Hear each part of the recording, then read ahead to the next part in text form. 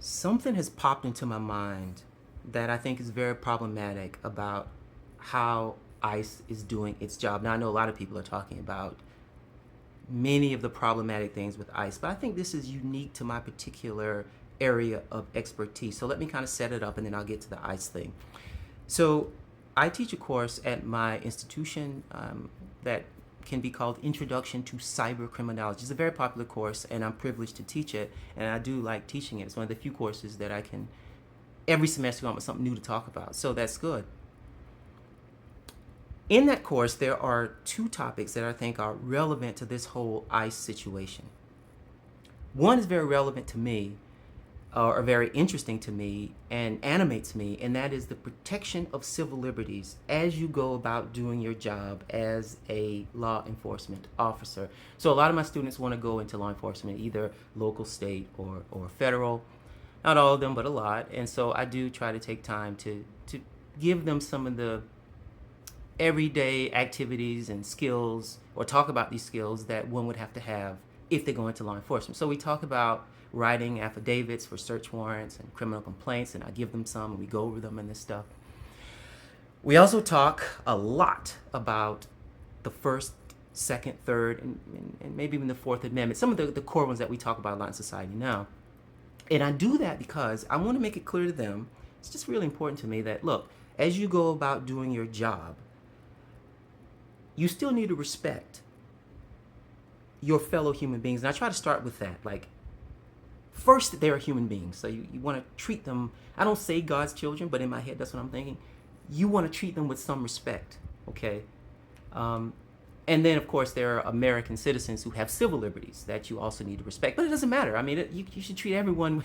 You don't need a piece of paper to tell you how to treat people fairly, right? You know how to do that. So I spend time on that because that's very important to me. Okay, so we do that. That's one thing that's relevant to this ICE conversation.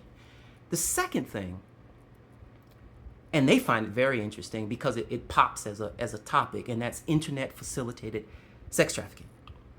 So we talk about how the internet is used by criminal organizations to help them coordinate their movements as they groom and then transport and then harbor and then find a place to, for lack of a better word, display a product. It's kind of cruel to be talking about sex trafficking in that way, but that's how the criminal organizations see it. So we talk about how the internet is used for that, right? And it's something that is students like to talk about. It's interesting. All right, now, let me get to the ICE part of this. I've been trying to understand the process by which ICE goes about detaining people.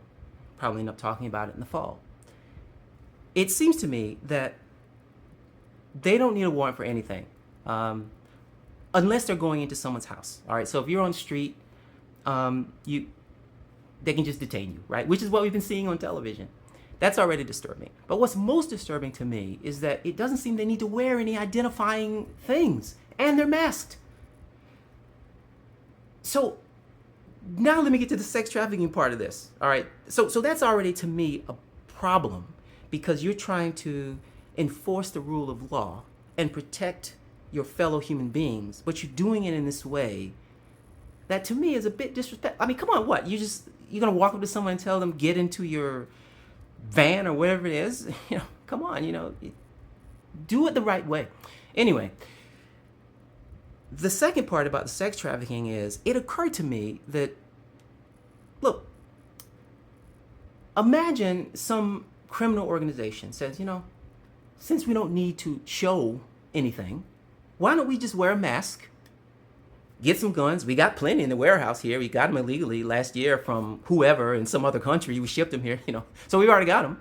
So let's get our, guns and put on a mask and get a white van and drive up to some brown or yellow or black person and say, you know what, we have belief to believe that you are not here legally. Get in our white van. Now, am I wrong about that?